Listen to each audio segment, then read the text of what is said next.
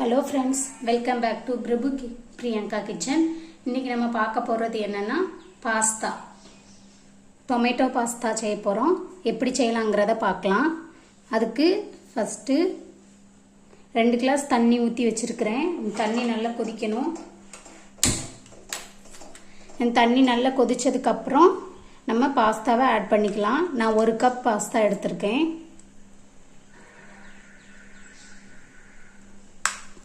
தண்ணி கொதிக்கும் போதே நம்ம 1 ஸ்பூன் எண்ணெயும் கொஞ்சம் உப்பும் ஆட் பண்ணிக்கலாம்.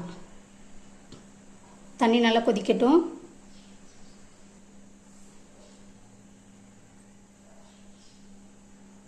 இப்போ இதில் நான் சின்ன ஸ்பூனுக்கு 1 ஸ்பூன் உப்பு ஆட் பண்ணியிருக்கிறேன்.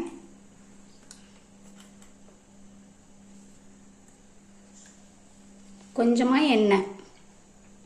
இந்த பாஸ்தா ஒன்றோட ஒன்று ஒட்டாமல் இருக்கிறதுக்காக தான் எண்ணெய் சேர்க்குறோம். கொஞ்சமாக சேர்த்தா போதும். இப்போ இது நல்லா கொதிச்சோடனே நம்ம பாஸ்தாவை ஆட் பண்ணிக்கலாம். தண்ணி நல்லா கொதிக்க ஆரம்பிச்சிருச்சு. இப்போ நம்ம பாஸ்தாவை ஆட் பண்ணிக்கலாம்.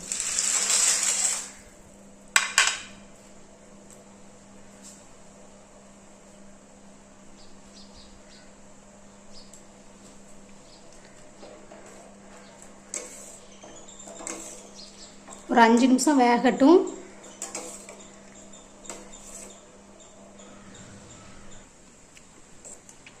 வெந்துருச்சு, நல்லா சாஃப்ட் ஆயிருச்சு.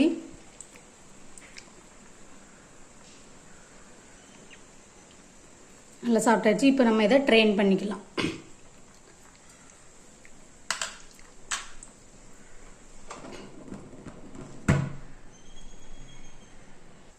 வாங்க ஃப்ரெண்ட்ஸ், இப்போ எப்படி செய்யலாங்கிறத பார்க்கலாம். நான் அடுப்பில் பேன் வச்சுருக்கேன். இப்போ கொஞ்சமாக எண்ணெய் ஊற்றிக்கலாம்.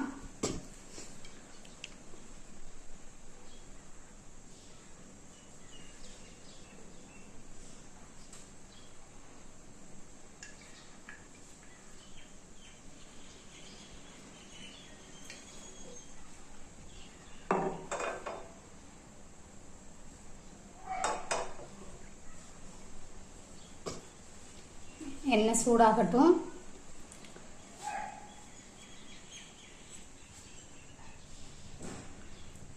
இப்போ நான் இதில் ஒரு 6 பூண்டு, 1/2 இன்ச் போல் இஞ்சி பொடிசாக கட் பண்ணி வச்சுருக்கேன். அதை இதில் ஆட் பண்ணிக்கலாம்.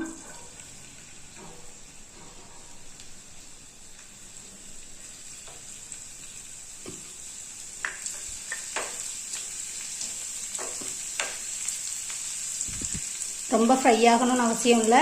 இப்போ நம்ம இதில் வெங்காயம் ஆட் பண்ணிக்கலாம்.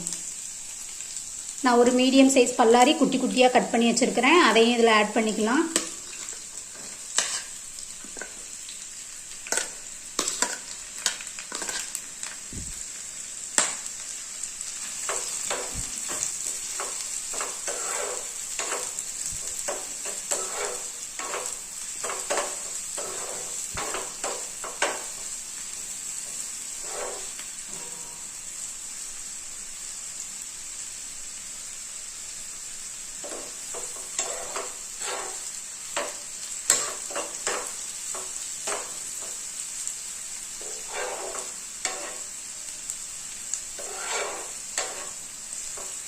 வெங்காயம் நல்லா ஃப்ரை ஆகணும்னு அவசியம் இல்லை.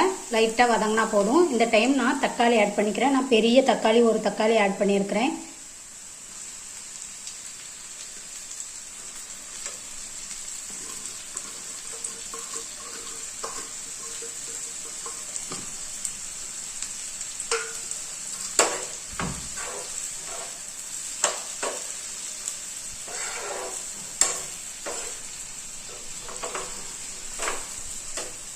தக்காளி நல்லா வதங்கி வரணும். அதனால் நம்ம இப்போ கொஞ்சம் உப்பு சேர்த்துக்கலாம். உப்பு பார்த்து சேர்த்துக்கோங்க. நம்ம ஏற்கனவே பாஸ்தா வேக வைக்கும்போது சேர்த்துருக்குறோம். இப்போ நம்ம இந்த மசாலாக்கு தேவையான உப்பை இதில் சேர்த்துக்கலாம்.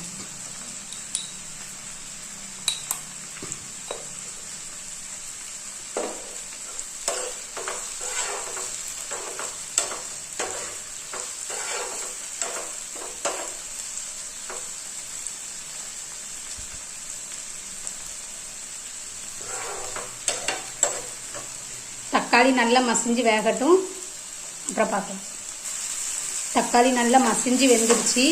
இப்போ இந்த டைமில் நம்ம 1 ஸ்பூன் சில்லி சாஸ் சேர்த்துக்கலாம்.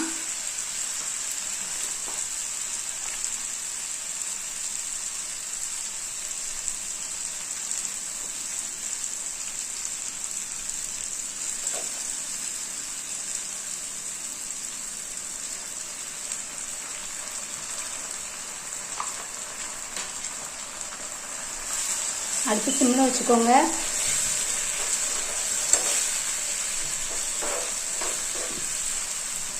ஒரு ஸ்பூன் டொமேட்டோ கெச்சப்,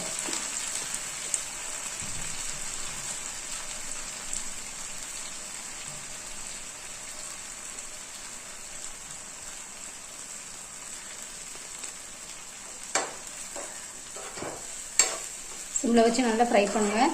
இப்போ உங்களுக்கு காரம் தேவைன்னா நீங்கள் இப்போ இதில் கொஞ்சம் காரப்பொடி சேர்த்துக்கலாம். நான் கொஞ்சம் காரம் எனக்கு வேணும், அதனால் நான் இப்போ தனி மிளகாத்தூள் கொஞ்சம் சேர்த்துக்க போகிறேன். நான் இப்போ தனி மிளகாத்தூள் ஒரு 1/4 ஸ்பூன் மட்டும் சேர்த்துருக்கேன், குட்டி ஸ்பூனுக்கு. நீங்கள் உங்கள் காரத்துக்கு ஏற்ற மாதிரி சேர்த்துக்கோங்க. இல்லை எனக்கு காரம் வேணும்னா நீங்கள் அந்த ரெட் சில்லி சாஸ் ஊற்றிருக்கீங்களா, அதுவே போதும்.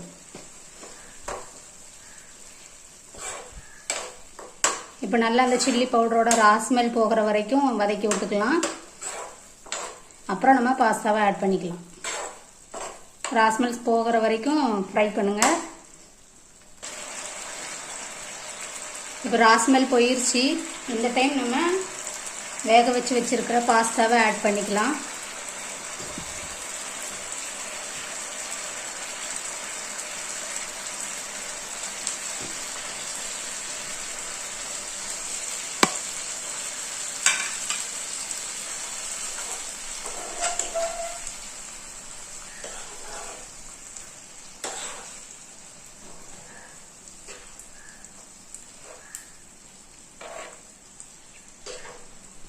இல்லை நீங்கள் வெஜிடபிள்ஸ் கூட ஆட் பண்ணிக்கலாம். நான் அன்றைக்கி பிளெயினாக தான் செஞ்சுருக்கிறேன்.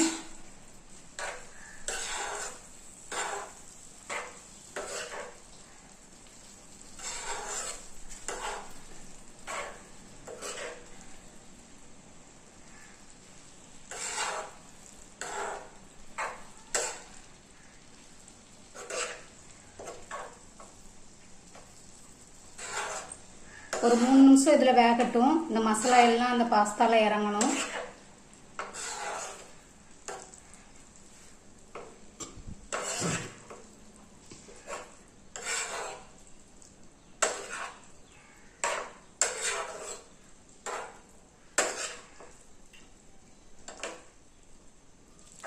இதில் பாஸ்தா உதிரி உதிரியாக இருக்குது.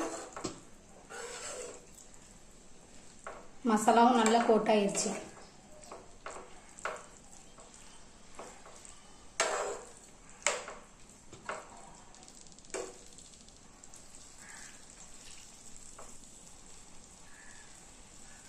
இந்த டைமில் நம்ம ஆஃப் பண்ணிடலாம். நீங்களும் இந்த ரெசிபி உங்கள் வீட்டில் ட்ரை பண்ணி பாருங்கள். உண்மையிலே ரொம்ப டேஸ்ட்டாக இருக்கும். உங்கள் வீட்டில் கிட்ஸ் இருந்தாங்கன்னா விரும்பி சாப்பிடுவாங்க.